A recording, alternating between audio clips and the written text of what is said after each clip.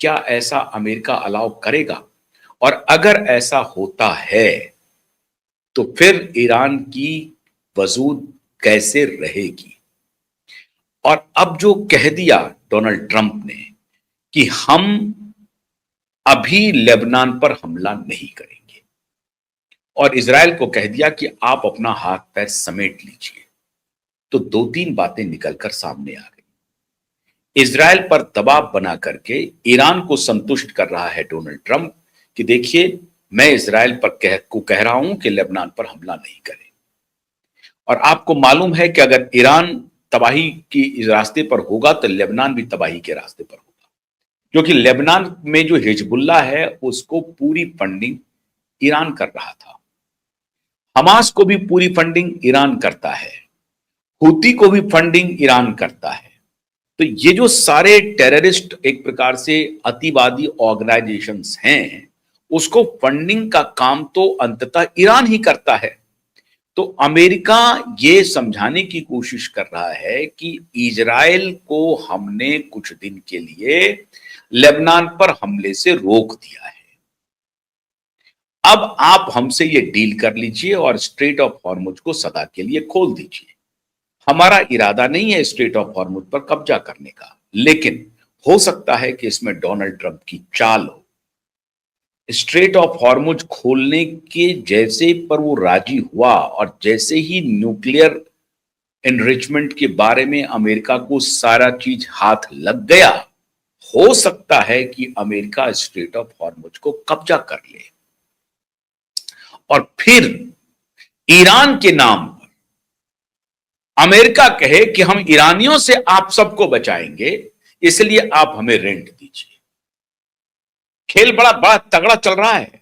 Donald Trump के दिमाग में ये फतूर है कि हम पहले ईरान के तेल पर कब्जा कर लें और उसको डराते रहे, और इसके लिए वो पाकिस्तान से भी डील कर रहा है कि कोई बात नहीं है, हम तुम्हारे तेल को हम फ्री कर देंगे, तुम चिंता मत करो।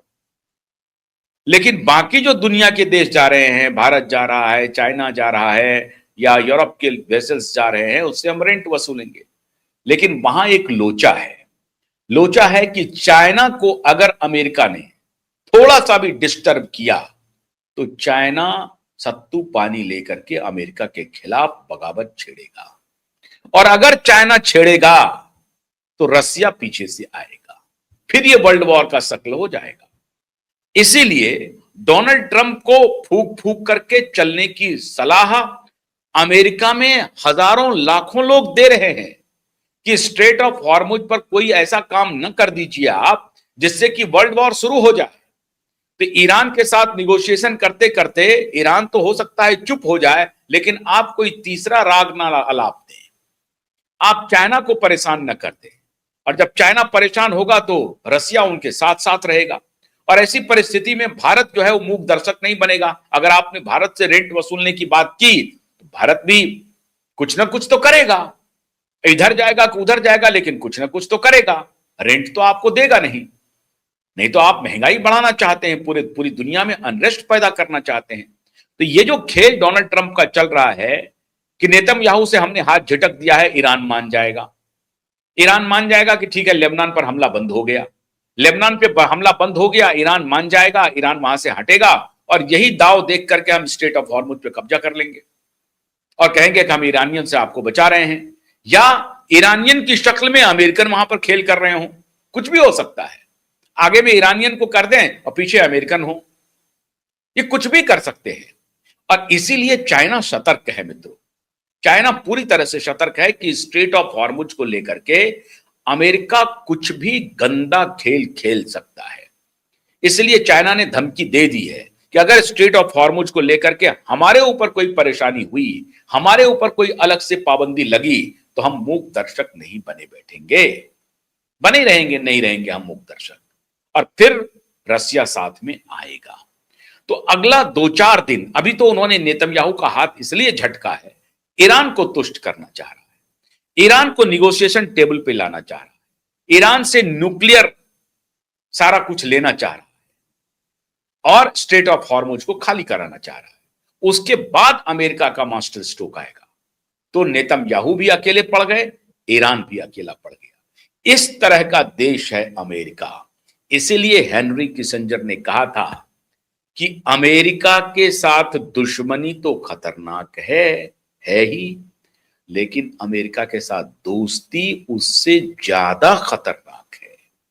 अब ये बात नेतन्याहू जी को, इजराइल को समझ में आ रही होगी।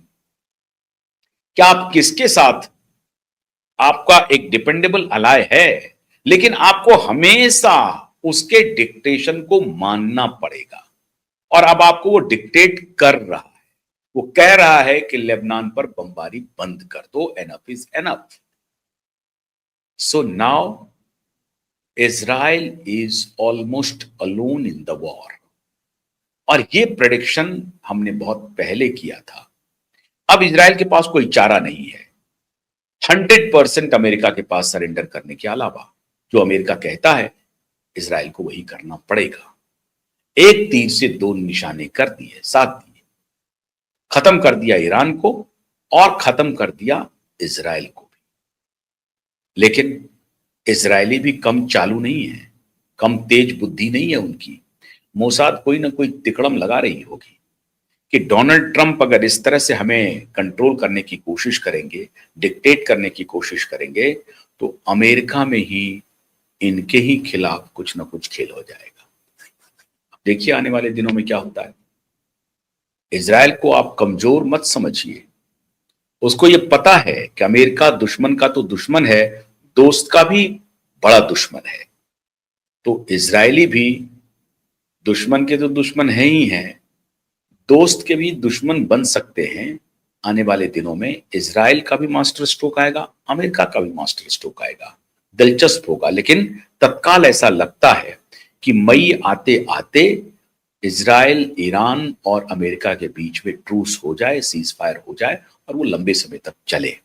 इस बीच में एक जो आपका पड़ोसी देश है वो सऊदी अरब से भीख मांगने के लिए कोई ना कोई आधार बना देगा कि देखिए हमने तीनों देशों के बीच में निगोशिएशन किया है, अब हमें कुछ दीजिए।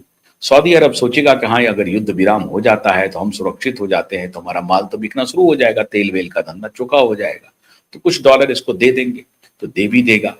तो इस तरह का खेल चल रहा है। लेकिन इजराइल के हाथ को झटका ट्रंप ने, जिसकी आशा थी वही बात हुई। बहुत बहुत शुक्रिया, नमस्कार।